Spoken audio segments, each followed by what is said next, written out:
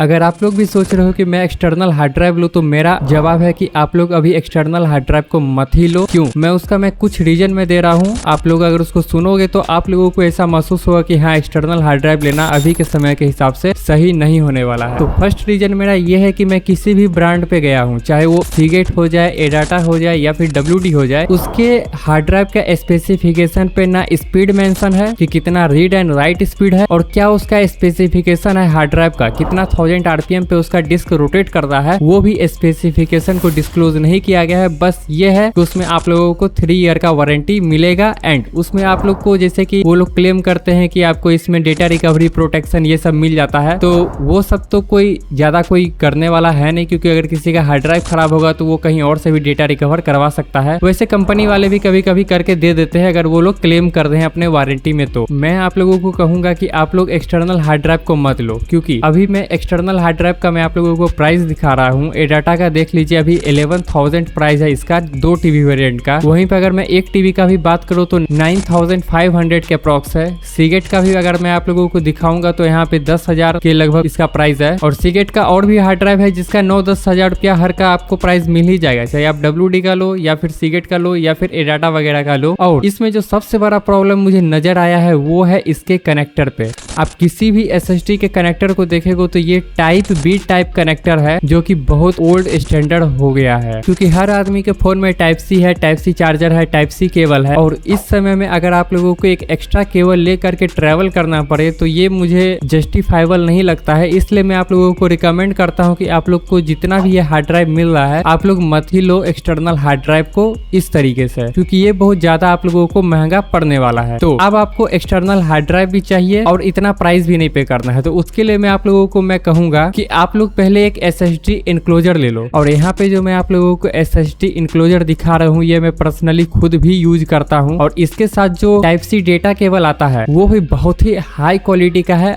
और इसमें जो स्पीड मिलता है वो आप लोगों को लगभग 500 Mbps मिल जाता है। 500 Mbps का जो बैंडविड्थ है वो सेटा इनक्लोजर का है, ना कि उसका हार्ड ड्राइव का होने वाला, क्योंकि हार्ड ड्राइव अगर आप लोग लगाओगे तो उसमें स्पीड आप लोगों का कम ही होगा, वो 70 से 80 Mbps के अप्रॉक्स रहने वाला है। तो मैं आप लोगों को रिकमेंड करूंगा कि सबसे पहले अगर आप लोगों को अगर एक्सटर्नल हार्ड ड्राइव लेना है तो सबसे पहले आप एक सेटा इनक्लोजर ले लो। तो सेकंड पॉइंट जो आता है वो है आप लोग चाहो तो एक SSD भी ले सकते हो 1 TB का, क्योंकि अगर आप लोग जब 10,000 का जब आप लोग हार्ड ड्राइव को खरीद सकते हो तो आप लोग 1 TB का SSD भी खरीद सकते हो, जो कि वही 10-11 हजार में मिल जाता है। और एक सेटा इनक्लोजर भी आप लोग ले सकते हो, 300 से 400 तक में आपका आ जाएगा। और इसमें जो स्पीड आप लोगों को मिलने वाला है वो है प्रॉपर 500 Mbps। चाहे आप सेटा SSD में डाउनलोड गेम को आप लोग खेल सकते हो, वीडियो एडिटिंग कर सकते हो, हैवी फाइल को मूव कर सकते हो, वो इसमें पॉसिबिलिटी है और ये पॉसिबल भी है अगर आप लोग लोगे तो। लेकिन अब बात आ जाता है कि आपका बजट उतना नहीं है, या फिर अगर आप लोग चाहते हो कि नहीं मेरे को हार्ड ड्राइव ही लेना है, मेरे को ज्यादा एडिटिंग वगैरह उस पर नहीं करना है, बस बैकअप फाइल बना के रखना है, तो उस कंडीशन में आप लोग एक third party refurbish hard drive ले लो। अब आप लोग बोलोगे भाई अगर मैं हार्ड ड्राइव रिफर्बिश लेता हूँ तो उसका मैं वारंटी कहाँ क्लेम करते हुए जाऊंगा। अगर मैं वेस्टर्न डिजिटल का ले लेता हूँ SSD, या फिर सीगेट का ले लेता हूँ, या फिर एडाटा का ले लेता हूँ, तो मैं तो कहीं पे वारंटी जाके क्लेम कर सकता हूँ, इसका मैं कहाँ पे जाके करूंगा। तो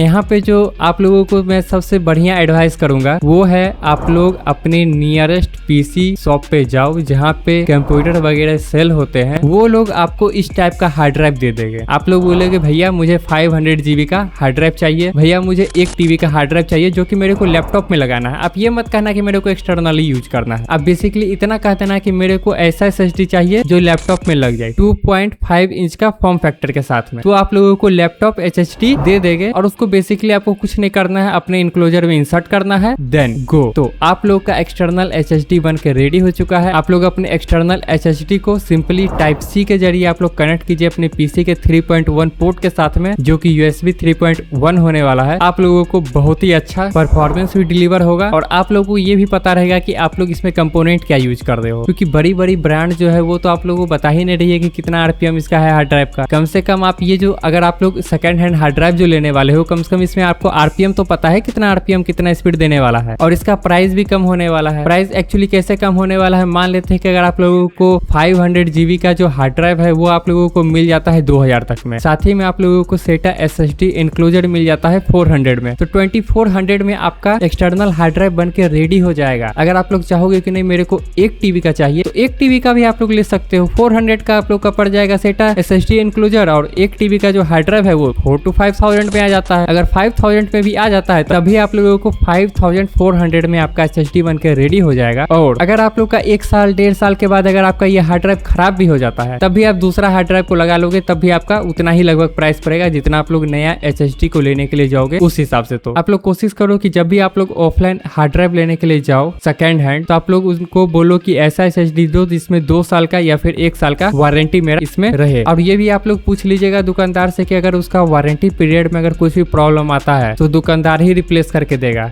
ना कि आपको सर्विस सेंटर में आना जाना पड़े। और मैं आप लोगों को यही एडवाइस करूंगा, भाई अभी मत लो आप लोग ये एक्सटर्नल SSD वगैरह के चक्कर में मत रहो। उससे बढ़िया आप लोग SSD ले लो 500 GB का, वो भी आप लोगों को 6500 तक का मिल जाएगा। 5500 का आप लोगों को 500 GB का SSD मिल जाएगा। 500 का अप्रॉक्स आप लोगों को SATA SSD इंक्लोजर मिल जाएगा। आप लोग SSD यूज कर लो। अगर आप लोगों को हार्ड ड्राइव ही यूज करना है तो आप लोग जिस तरीके से मैं आप लोगों को बताया हूँ कि सेकंड हैंड आप लोग हार्ड ड्राइव लो एंड आप लोग एक SATA SSD इंक्लोजर में इंस्टॉल करके आराम से यूज करो। यही मेरा एडवाइस आप लोग को रहेगा। आप लोग नए के चक्कर में मत जाओ, उसका भी ज्यादा कुछ खास आप लोगों को स्पीड नहीं मिलने वाला है, ना वो लोग टाइप सी कनेक्टिविटी दे रहे हैं। सब में मैं आप लोगों को दिखा रहा हूँ, ये देख लो आप लोग, सब में यही प्रॉब्लम है कि आप लोगों को किसी में भी टाइप सी कनेक्टिविटी मिलता ही नहीं है। और कितना केबल आप लेके घूमोगे, और प्लस इस टाइप का केबल जल्दी खराब हो जाता है तो वो भी नहीं मिलता। वो भी आप लोगों को 3 to 400 का आप लोगों को केबल खरीदना पड़ेगा। वही टाइप सी केबल आप लोगों को SATA SSD इंक्लोजर में ही मिल जाता है, वो भी अच्छा क्वालिटी का, जो कि आप लोगों को 1 Gbps तक का स्पीड आप लोगों को ऑफर कर देता है। और अगर आप लोग का केबल अगर खराब भी हो जाता है SATA SSD इंक्लोजर का, तो आप एक नया SATA SSD इंक्लोजर ले लो। उसमें भी जो केबल फ्री में आए वो भी प्रीमियम क्वालिटी का होगा एंड उसका क्वालिटी भी अच्छा रहेगा। और साथ ही साथ आप लोगों को फ्री में एक टाइप से SATA SSD इंक्लोजर भी मिल जाएगा दूसरा। और आप बात करोगे कि रिलायबिलिटी के बारे में कि भाई मैं अगर प्रीमियम क्वालिटी का हार्ड ड्राइव लूंगा तो उसमें रिलायबिलिटी बहुत ज्यादा होगा, मेरा डेटा प्रोटेक्टेड रहेगा, हार्ड ड्राइव खराब नहीं होगा उसमें जल्दी। तो भाई कोई भी डेटा प्रोटेक्टेड नहीं होता है जब तक आप उसको प्रोटेक्ट करके नहीं रखोगे। अब प्रोटेक्ट रखने के लिए आप लोगों को मिनिमम उसका 3 फाइल होना चाहिए एक डेटा का। ये नहीं कि आप सिंगल हार्ड ड्राइव प्रीमियम से प्रीमियम हार्ड ड्राइव में भी रख दो,